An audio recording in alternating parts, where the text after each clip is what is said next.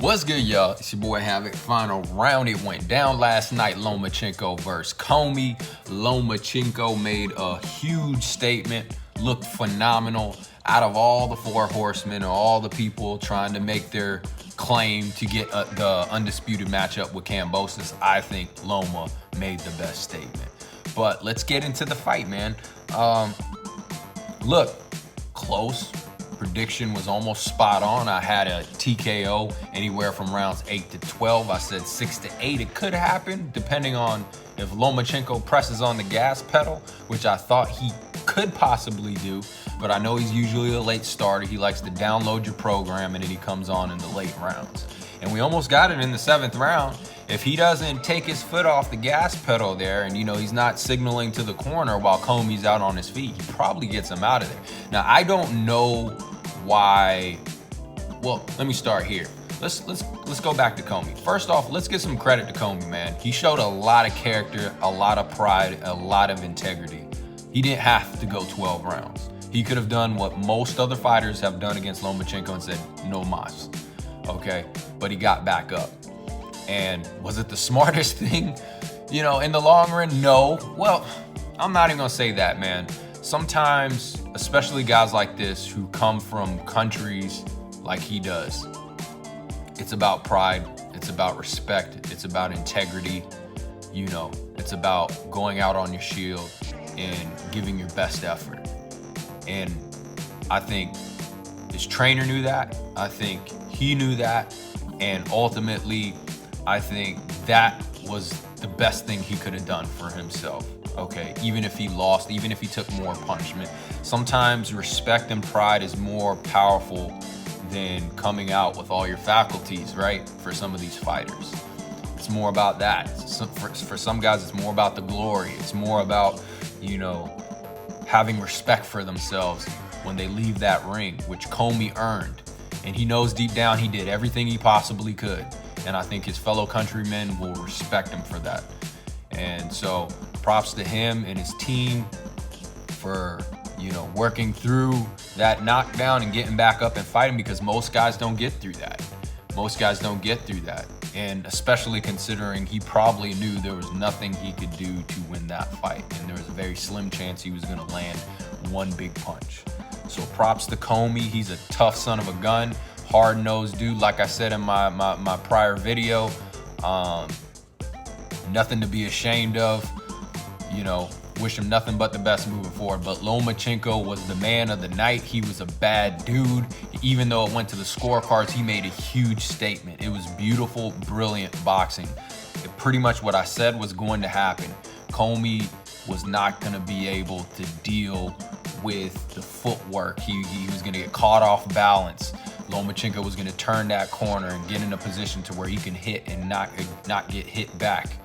And, one of the big things I said about Commey is that he doesn't have an educated jab. He doesn't have a jab that I would like or I would feel he needs to beat a guy like Lomachenko. And he wasn't able to keep his lead foot, his barrel, pointed at Lomachenko at all times.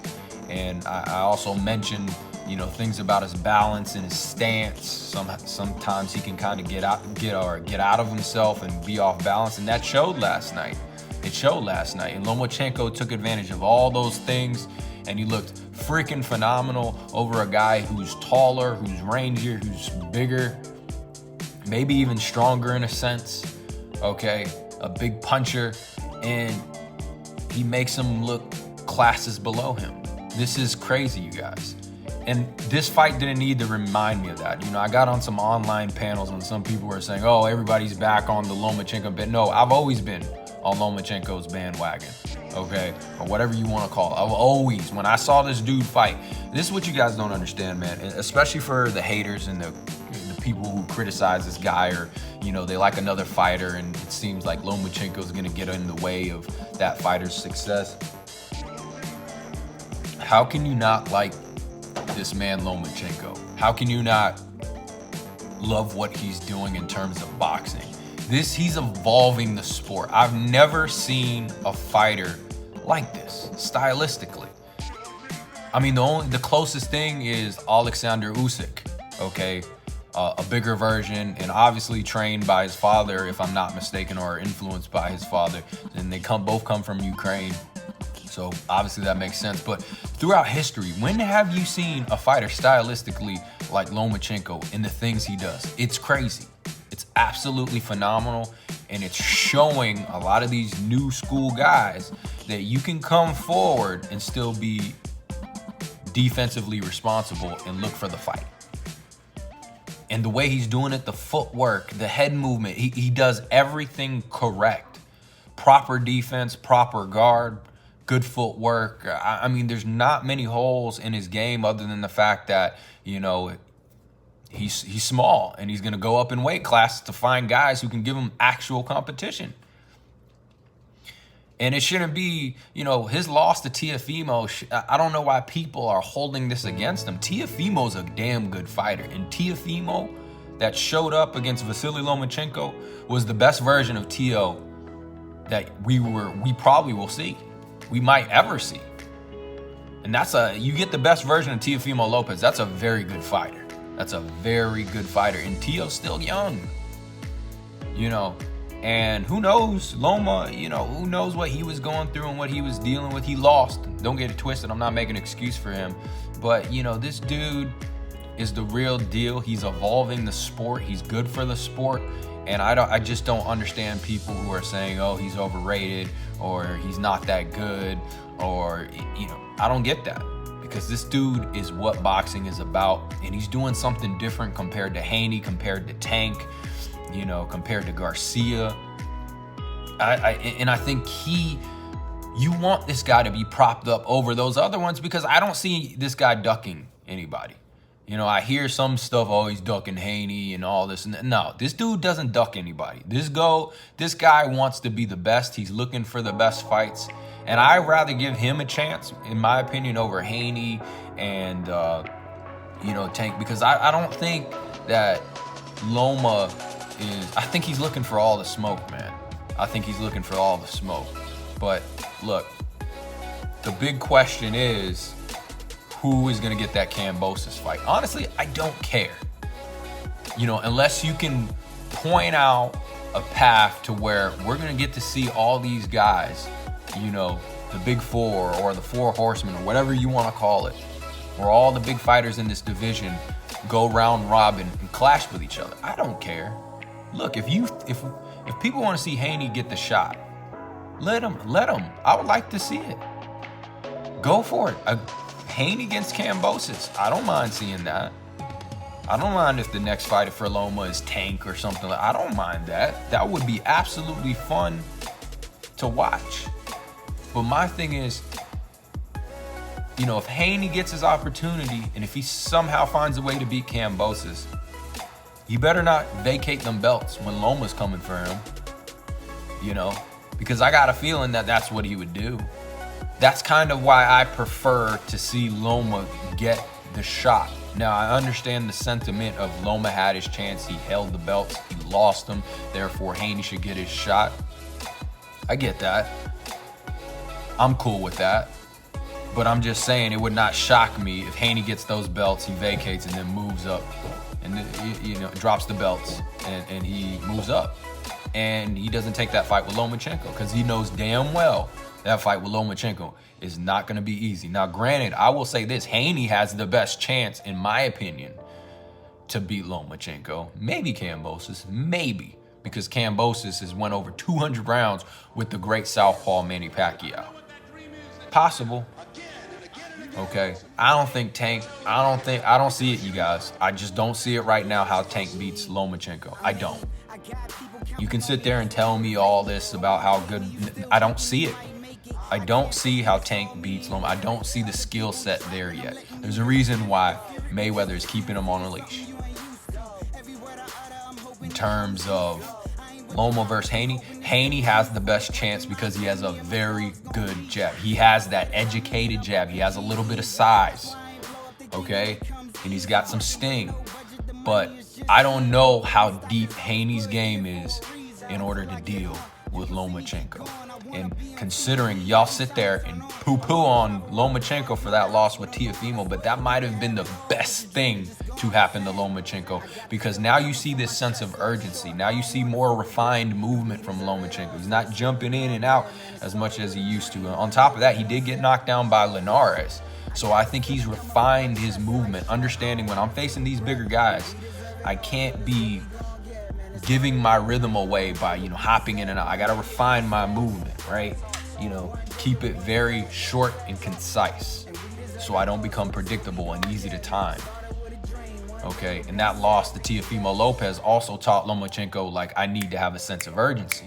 I can't sit back and wait, especially with a guy who gets behind his jab and keeps me behind it and works my body. I need to get after it. And you saw that last night with Commey.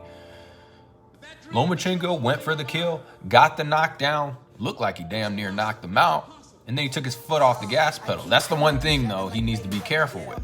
That's the one thing I'll say is, like, Loma, he can't play that game of taking his foot off the gas pedal. I don't know why he did it. I don't know if it was I think he likes Commey a lot. They seemed pretty cool before the fight. And it could be that maybe he didn't want to hurt him, or it could be he was just showboating, right? Or it could be a combination of both. But if you're Loma, I will say this, you can't, if it had to do with liking the guy and you didn't want to hurt him, look, you do him more of a favor by knocking him out and getting him out there than continuing to beat on him for 12 rounds. Okay, sometimes it's actually the small accumulation of hits that affect your brain negatively in the long run than that one big hit. Okay, so essentially you're kind of being having mercy on the guy by just knocking him the fuck out in a sense.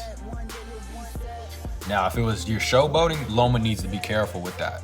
You cannot afford to give up an opportunity where you got a guy on his heels, he's out on his feet, and you can take him out, and he's as dangerous as Commey.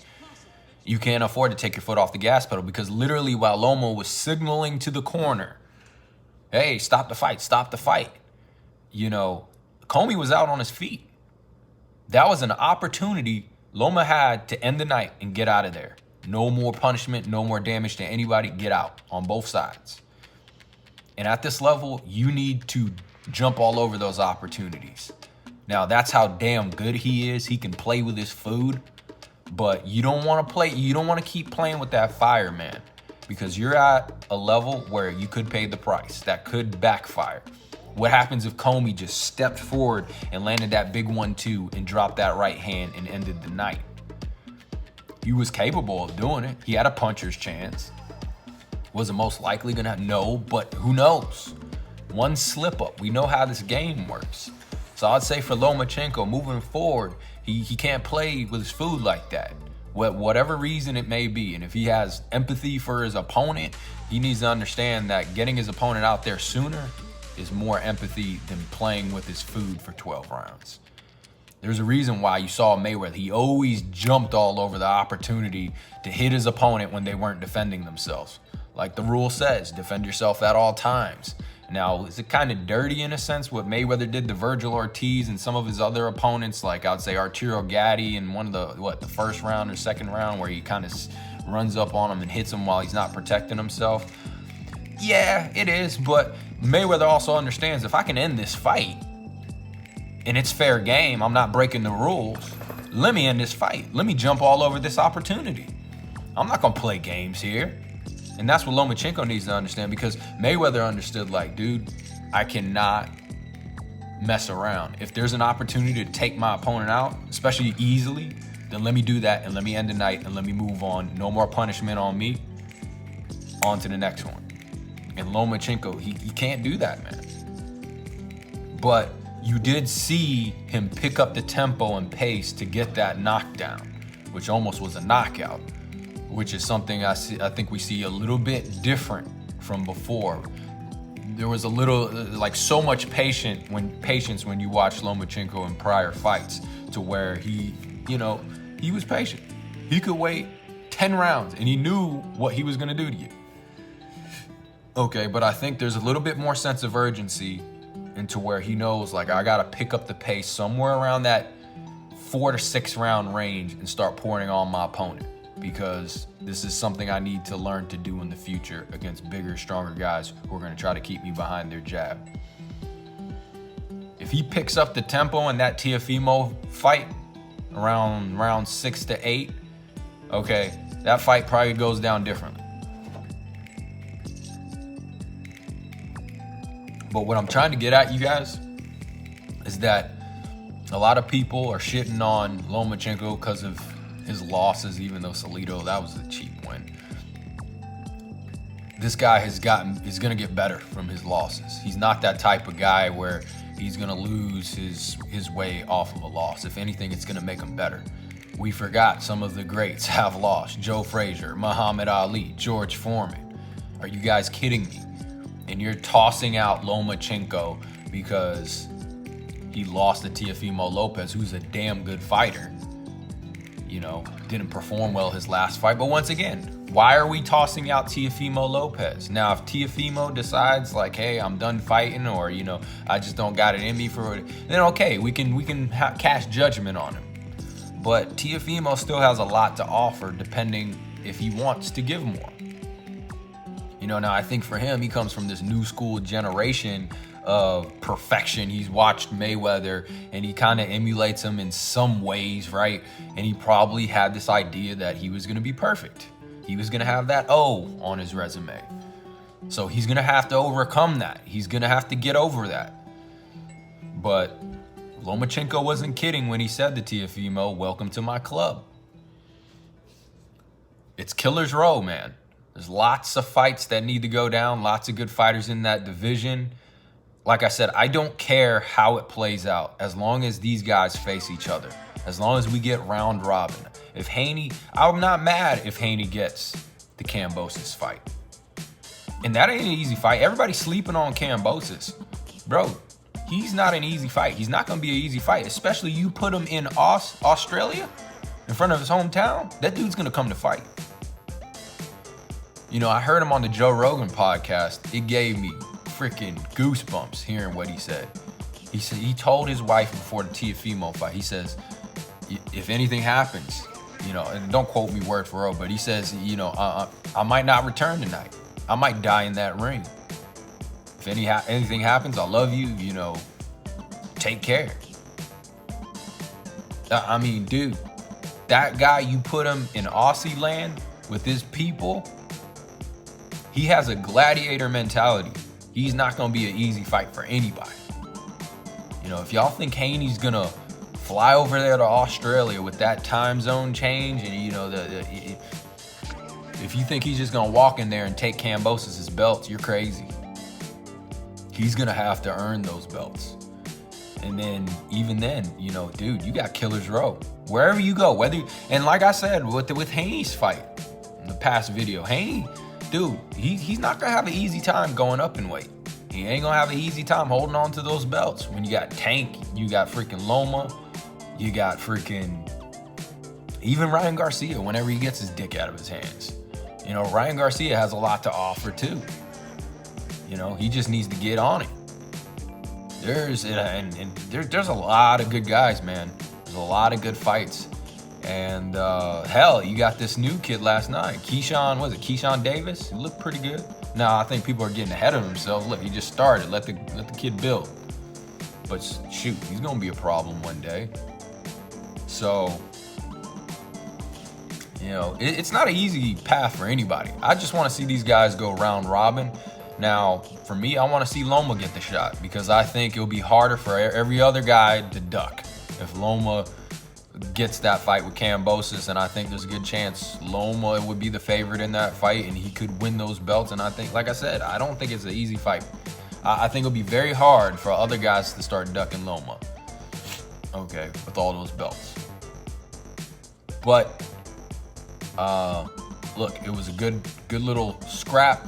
Commey gave it his best effort. Lomachenko was on point. In my opinion, out of Tank and Haney, he made the best statement.